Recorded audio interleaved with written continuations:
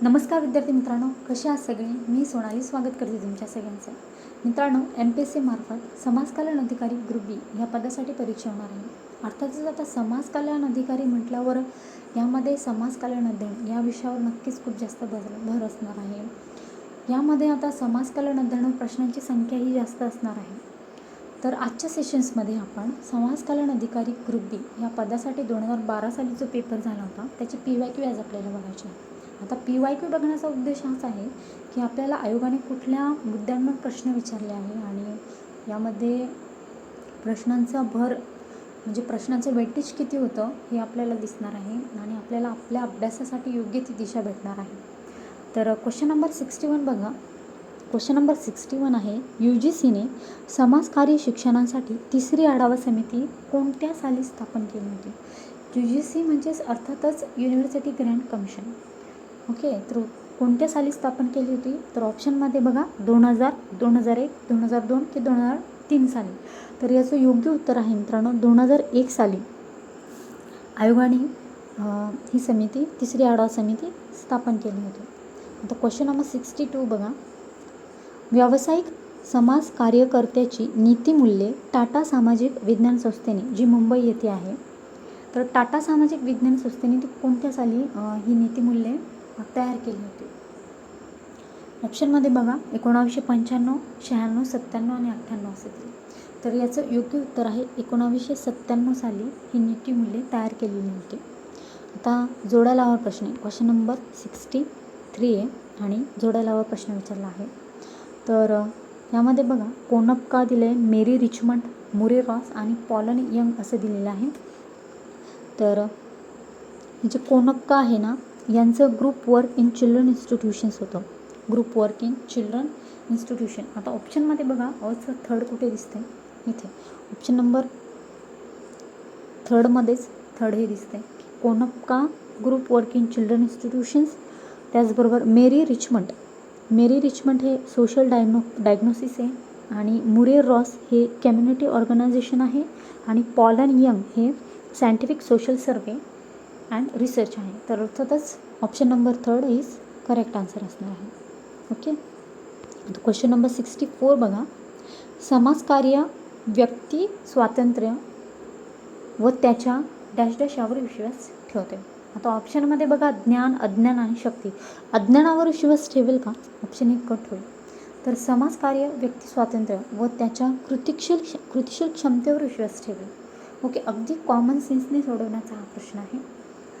तर काही म्हणजे यामध्ये ना हे जे समाजकल्याण अध्ययन यावर ना काही प्रश्न हे अगदी कॉमन सेन्सने सुटणारे आहे मित्रांनो. ते बघणारच आहोत आपण पुढे. तर याचं योग्य उत्तर आहे ऑप्शन नंबर थर्ड, कृतिशील क्षमता. ओके, आता क्वेश्चन नंबर 65 बघा. खालीलपैकी सामाजिक कृतीचे तंत्र विचारले आहे. आता ऑप्शन बघा. आता अफवा पसरवणे हे सामाजिक कृतीचे तंत्र असेल का? तर नाही. आणि आता राजकीय पक्ष स्थापन करणे हे पण नसेल, मौन धारण करणे हे पण नसेल. याचं योग्य उत्तर असणार आहे रणनीतीनुसार कायदेशीर लढा हे सामाजिक कृतीचे तंत्र असणार आहे. ओके, आता बघू पुढचा प्रश्न बघा. आता क्वेश्चन नंबर 66. बालगुन्हेगारीची वाढ होण्यात कोणता घटक कारणीभूत आहे? आता ऑप्शनमध्ये बघा मित्रांनो. आता शिक्षण हे घटक बालगुन्हेगारीसाठी कारणीभूत असेल का? हे इथेच कटलं हा ऑप्शन. आणि आता यामध्ये दिले आई आणि वडील दिलेलं आहे. तर यामध्ये पर्टिक्युलर आई किंवा वडील हे बालगुन्हेगारीत वाढ होण्याचे घटक तर असणार नाही आहे, कारणीभूत असणार नाही. तर यामध्ये ऑप्शन नंबर 2 बघा मित्रांनो. कुटुंब हा जो घटक आहे तो बालगुन्हेगारीची वाढ होण्यात कारणीभूत असणार आहे. ओके, आता पुढचा प्रश्न आहे क्वेश्चन नंबर 67 दिलेला आहे. आता मानवी अपव्यापार प्रतिबंध आणि जबरी श्रम व शोषण विरोधात भारतीय संविधानाच्या कोणत्या अनुच्छेदात तरतूद केलेली आहे? ऑप्शन बघा. आता अनुच्छेद 17, अनुच्छेद 23, अनुच्छेद 24 की अनुच्छेद 45.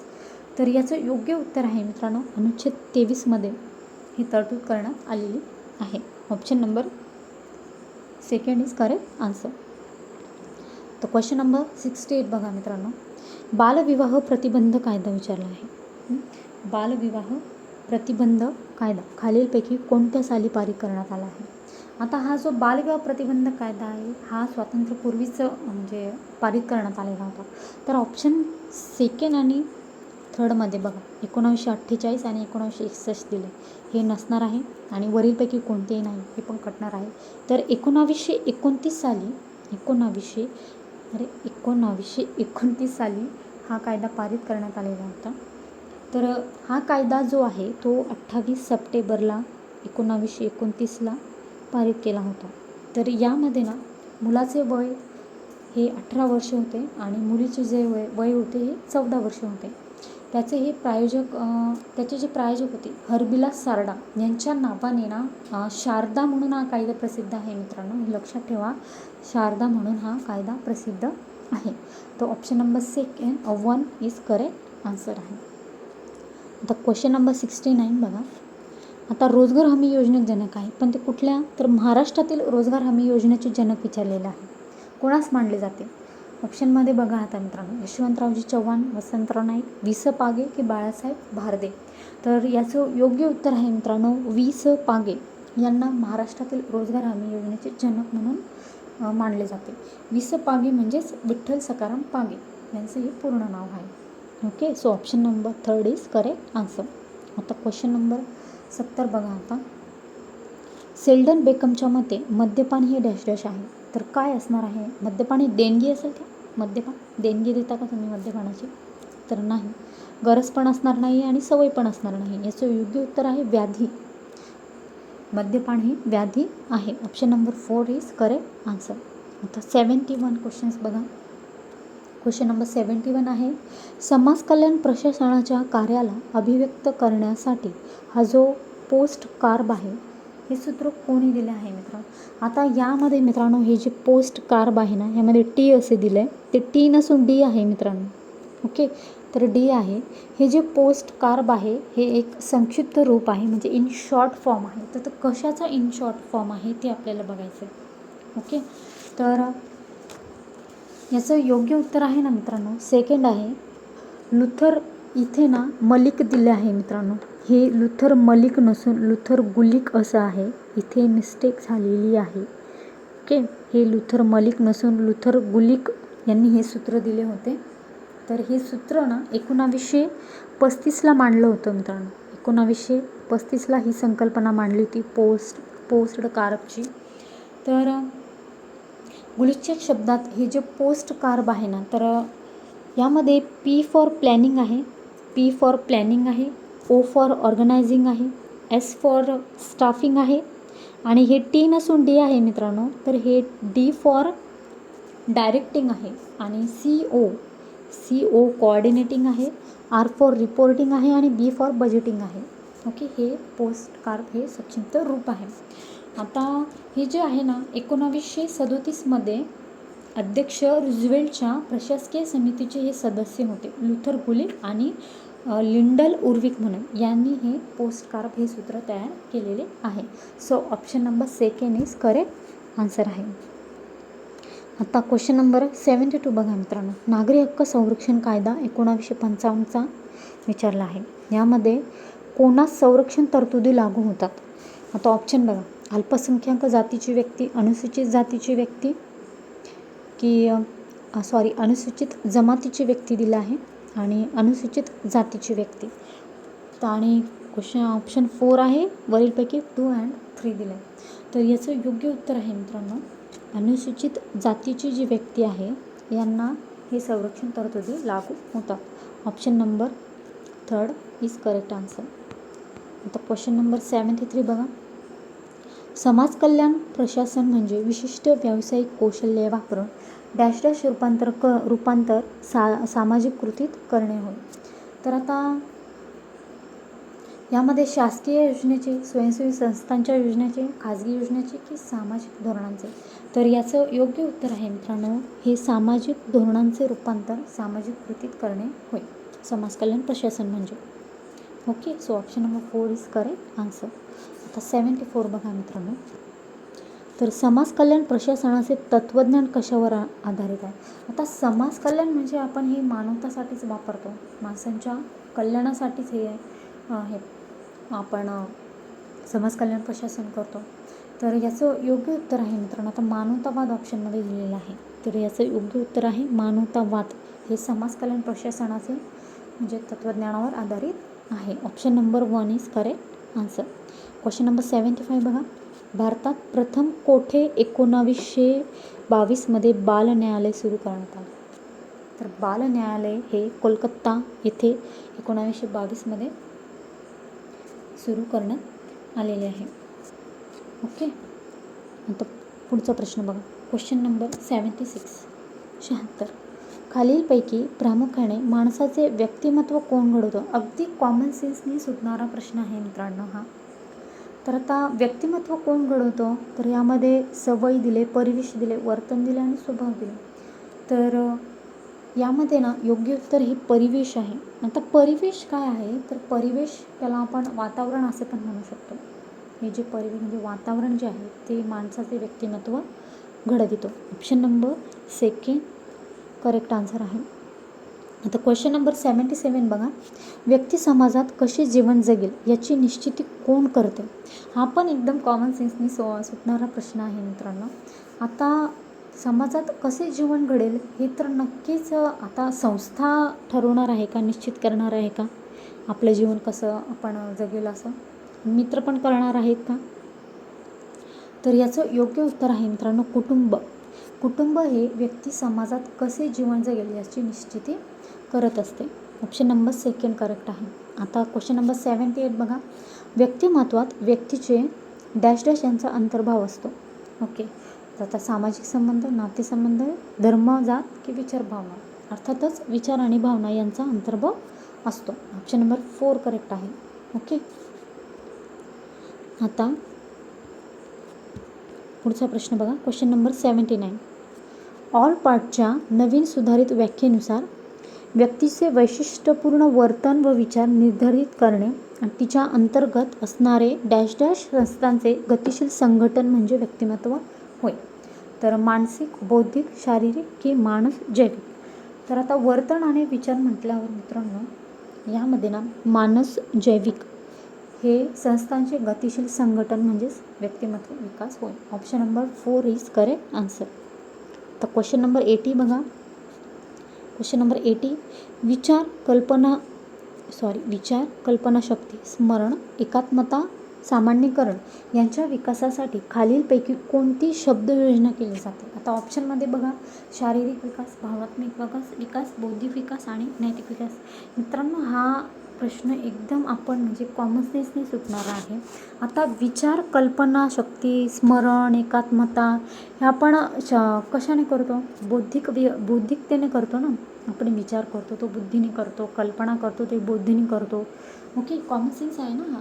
तर ऑप्शनमध्ये इथे बौद्धिक विकास दिलेला आहे. याचं उत्तर आहे बौद्धिक विकास ही शब्दयोजना केली जाते. ऑप्शन नंबर 3 करेक्ट आन्सर आहे. क्वेश्चन नंबर 81 आहे. आधुनिक काळात डॅश डॅश सामाजिक संकट मानले जातात. तर आधुनिक काळात आहे ना आता औद्योगिकरणास, शहरीकरणास, नोकरशाहीस आणि बेकारीस तर कुठले सामाजिक संकट आता मानले जाते मित्रांनो? तर बेकारीस सामाजिक संकट आता मानले जाते. पुढचा प्रश्न बघा. क्वेश्चन नंबर 82 आहे. Question number 82. समाज कार्यातील स्त्रीवादाशी खालीलपैकी कोणती गोष्ट जुळत नाही असे दिले? आता नाही जुळत असे दिलेलं आहे. आता समान अधिकाराचा पुरस्कार, निर्णय प्रक्रियेत स्त्रियांचा सहभाग, आत्मशोधातून स्त्रियांचे बळकटीकरण की जागतिकीकरणातून एकजिन्सी समाजाची निर्मिती? आता स्त्रीवाद म्हटल्यावर आता आपण समान अधिकार म्हणजे आपण स्त्री पुरुष समानता असे म्हणतो. समान अधिकाराचा पुरस्कार तर आपण नक्कीच करणार आहोत. निर्णय प्रक्रियेत स्त्रियांचा सहभाग असणार आहे समाजकार्यात. आत्मशोधातून स्त्रियांचे सबलीकरण पण करतो आपण. आता यामध्ये दिले की जागतिकीकरणातून एकजिन्सी समाजाची निर्मिती करणार आहोत का? तर ही गोष्ट जुळत नाही. ऑप्शन नंबर 4 याचं उत्तर आहे मित्रांनो. ही स्त्रीवादाशी जुळत नाही. सो ऑप्शन नंबर 4 हे आपलं उत्तर आहे. आता 83 बघा. सोपा प्रश्न आहे हा खूप. रामकृष्ण मिशनची स्थापना कोणी केली होती? तर अर्थातच स्वामी विवेकानंद यांनी रामकृष्ण मिशनची स्थापना केली होती. कधी केली होती मम्मी ही स्थापना? तर 1 मेला केली होती. 1 मे 1897 साली. रामकृष्ण मिशनची स्थापना केली होती. आणि याचे मुख्यालय जे आहे ना तर बेलूर मठ आहे, जे पश्चिम बंगालमध्ये आहे. ओके, बेलूर मठ पश्चिम बंगालमध्ये. Option number 4 is correct answer. आता पुढचा प्रश्न बघा. प्रत्येक समाजाला डॅश डॅश असतात. काय असतात? बंधने असतात, नियम असतात, समाजरचना असते की ओळख असते? कॉमन सेन्सने सुटेल हा पण प्रश्न. तर प्रत्येक समाजाला एक समाज रचना असते. काय असते? समाज रचना असते. Okay, option number 3 is correct answer. आता पुढचा प्रश्न बघा. क्वेश्चन नंबर 85 आहे. महात्मा गांधीजींच्या मते डॅश डॅश हा निधर्मी आणि समानतेचा संदेश देणार आहे. ऑप्शन बघा आता. सूर्योदय, ग्रामस्वराज्य, अहिंसा की वरील कोणताही पर्याय योग्य नाही. तर याचं योग्य जे उत्तर आहे ना मित्रांनो, तर सर्वोदय. सर्वोदय हा निधर्मी आणि समानतेचा संदेश देणारा आहे. तर मित्रांनो हे जे सर्वोदय आहे ना तर महात्मा गांधींच्या तत्त्वज्ञानातून निर्माण झालेला एक विचार आहे. काय आहे? विचार आहे. आणि हा जो विचार आहे ना मित्रांनो तर रस्किनच्या अन टू दिस लास्ट हे जे पुस्तक होतं रस्किनचं, यातनं गांधीजींनी गुजराती भाषेतून याचा अनुवाद करून त्याला सर्वोदय हे नाव दिले होते. अन टू दिस लास्ट याला सर्वोदय हे नाव दिले होते. So option number 1 is correct answer आहे.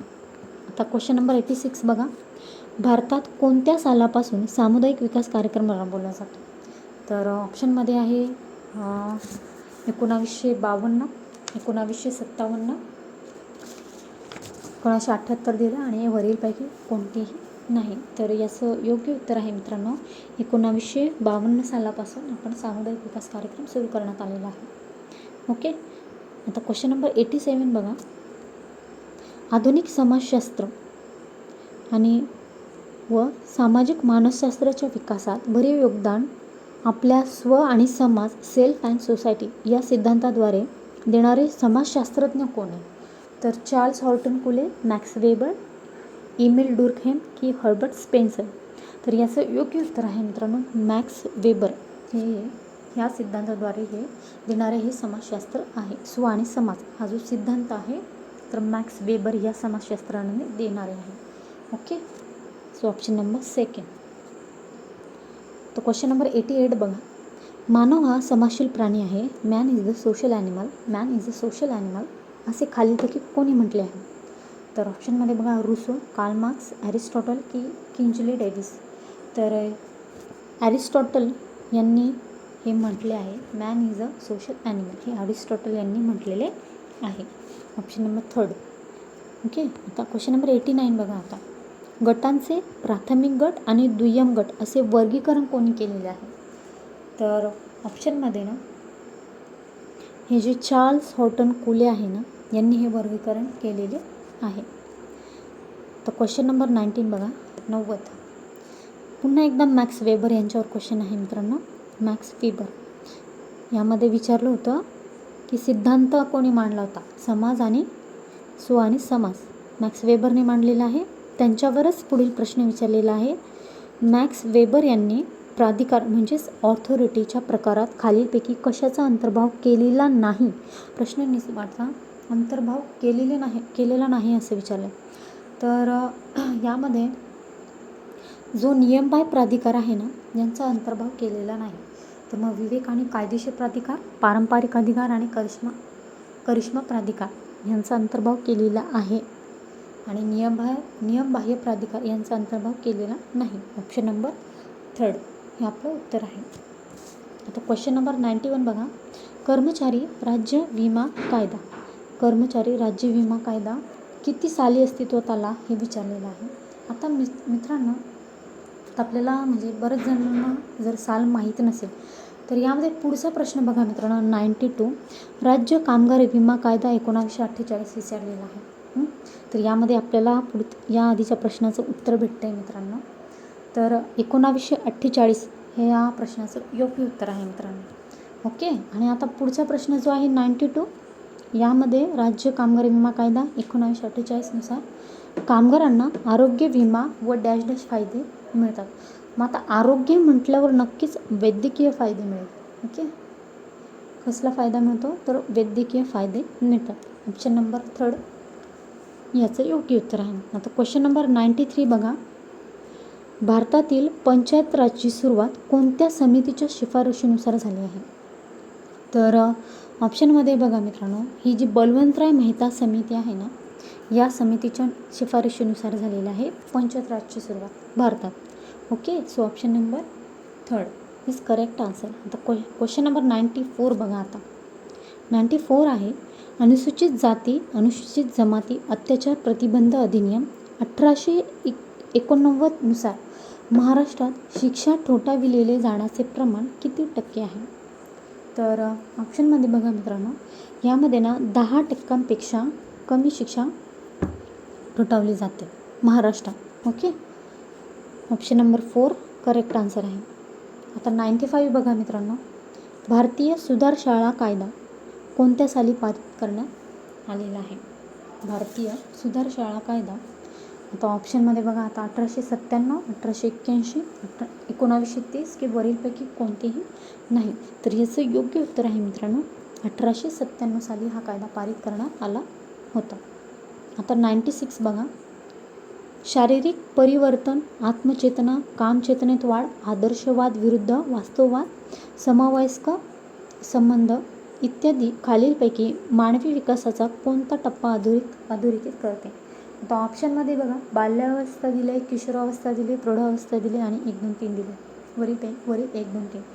आता हा पण प्रश्न खूप, जर तुम्ही कॉमन सेन्स वापरला, आता आपल्याला माहिती आहे की शारीरिक परिवर्तन जेव्हा होतं आणि जेव्हा कामचेतनेत वाढ होते, आत्मचेतनेत वाढ होते, याला आपण किशोरावस्था असे म्हणतो. काय म्हणतो? किशोरावस्था. तर याचं योग्य उत्तर आहे मित्रांनो किशोर अवस्थेत हे जे आहे, हा जो टप्पा अधोरेखित मानवी विकासाचा टप्पा अधोरेखित केला जातो. So option number 2 is correct answer. आता 97 क्वेश्चन्स बघा, केंद्रीय समाज कल्याण मंडळ डॅश डॅश साली स्थापन झाले. तर ऑप्शन बघा मित्रांनो, 1953, 1947, 48 की 1950ला. तर हे जे मंडळ आहे ना मित्रांनो, ते 1947ला स्थापन झालेलं आहे. ओके, मग आता सॉरी मित्रांनो, याचं योग्य उत्तर आहे मित्रांनो 1953. ओके, 1953 साली केंद्रीय समाज कल्याण मंडळ स्थापन झाले होते. मग याचा उद्देश काय होता मित्रांनो? तर मध्यवर्ती समाजातील महिलांचे कल्याण करणे, विकास आणि सक्षमीकरणासाठी ज्या स्वयंसेवी संस्था असतात आणि स्वयंसेवी संस्थेसोबतच रचनात्मक भागीदारी सुनिश्चित करणे आणि या कार्यासाठी अशा अधिकाधिक संस्थांना प्रोत्साहन देणे, हा केंद्रीय समाज कल्याण मंडळाचा मुख्य उद्देश होता. मग आता केंद्रीय समाज कल्याण मंडळ हे जे आहे ना, अशासकीय स्वयंसेवी संस्थांना विविध कार्यक्रमांतर्गत महिलांना शिक्षण, प्रशिक्षण, त्याचबरोबर निवारा, समुपदेशन आणि सहाय्य सेवा देऊन बळकट करणे आणि सक्षम करण्यासाठी मदत पुरवते मित्रांनो. हा उद्देश आहे केंद्रीय समाज कल्याण मंडळाचा. Okay, so option number 1 is correct answer आहे. आता क्वेश्चन नंबर 98 विचारलेला आहे. आता समाजसेवी संस्थांमध्ये जनसंपर्काचा सर्वात मोठा फायदा काय होतो? तर अडचणी सोडवणे फायदा होईल का? वास मिटवणे फायदा होईल का? आणि संस्थांमध्ये चांगली सेवक भरती करणे असा फायदा होईल का? तर नाही. तर याचं योग्य उत्तर आहे मित्रांनो सकारात्मक जनमत तयार होणे, याचा सर्वात मोठा फायदा आहे समाजसेवी संस्थांमध्ये जनसंपर्काचा. Okay, so option number 3 is correct answer आहे. आता क्वेश्चन नंबर 99 आहे, समाजसेवी संस्थांची यशाची किल्ली कोणती आहे?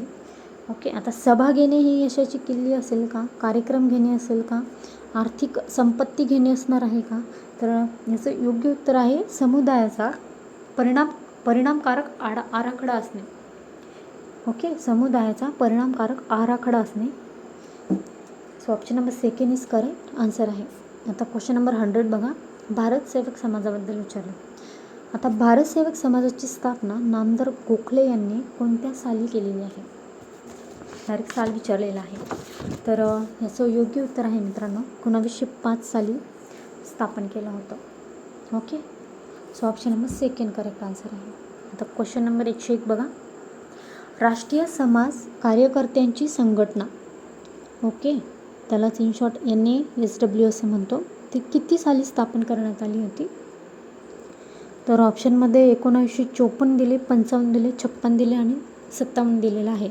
तर याचं योग्य उत्तर आहे 1955 साली राष्ट्रीय समाज कार्यकर्त्याची संघटना प्रस्थापित झाली होती. ओके. आता क्वेश्चन नंबर 102 बघा. Indian journal of social work हे मासिक जे आहे ते कोणत्या संस्थेने सुरू केलेले आहे? तर ऑप्शनमध्ये बघा, निर्मला निकेतन मुंबई, कर्वे सामाजिक संस्था पुणे, समाज कार्य विभाग लखनौ विद्यापीठ लखनौ की टाटा सामाजिक विज्ञान संस्था. आता याचं योग्य उत्तर आहे मित्रांनो टाटा सामाजिक विज्ञान संस्था, जी मुंबई येथे आहे. यांनी हे मासिक या संस्थेने हे मासिक सुरू केलेलं आहे. So option number 4 correct answer आहे. आता 103 बघा मित्रांनो, समाजकार्य हे कायदेशीर प्रवाहात किती सालापासून सामील झाले आहे? किती सालापासून सामील झाले? आता यामध्ये 1968 दिले, 69 दिले, 71 दिले आणि 70 दिले. तर याचं योग्य उत्तर आहे 1970 सालापासून सामील करण्यात आलेलं आहे. आता क्वेश्चन नंबर 104 बघा. माणसाचे व्यक्तिमत्व घडविण्याचे व त्याचे सामाजिकरण करण्याची महत्त्वाची जबाबदारी कोणावर असते? आता पुस्तकांवर असणार आहे का? नाही. प्रवासावर पण असणार नाही आणि व्यक्तिसंबंधावर पण असणार आहे. तर ऑप्शन नंबर 4 याचे योग्य उत्तर आहे, जे कुटुंब यावर ही महत्त्वाची जबाबदारी असते. Option number 4. ओके. आता 105 बघा. बुद्धीचे सामाजिक बुद्धी, अमूर्त बुद्धी, सामाजिक बुद्धी, अमूर्त बुद्धी आणि मूर्त बुद्धी असे प्रकार खालीलपैकी कोणी मांडले आहे? तर ऑप्शनमध्ये बघा, E.L. थॉर्नडाईक, कार्डनर, रेमंड कॅटल की स्टेनबर्ग. तर याचं योग्य उत्तर आहे मित्रांनो E.L. थॉर्नडाईक यांनी हे प्रकार मांडलेले आहे. तर मित्रांनो यामध्ये इथेच समाज कल्याण अध्ययन या विषयावर जवळपास 40 ते 45 प्रश्न विचारलेले आहे मित्रांनो. म्हणजे याचं वेटेज खूप जास्त आहे मित्रांनो. त्यामुळे आपल्याला या परीक्षेसाठी समाज कल्याण अध्ययनावर भर जास्त द्यायचा आहे. ओके. सो मित्रांनो आजच्या सेशन्समध्ये आपण इथेच थांबूया. पुन्हा भेटूया अशाच एक नवीन व्हिडिओमध्ये. त्यापूर्वी लेक्चरला शेअर करायला विसरू नका, लाईक पण करायला विसरू नका आणि बेल आयकॉनला प्रेस करायला विसरू नका. ओके. Thank you so much.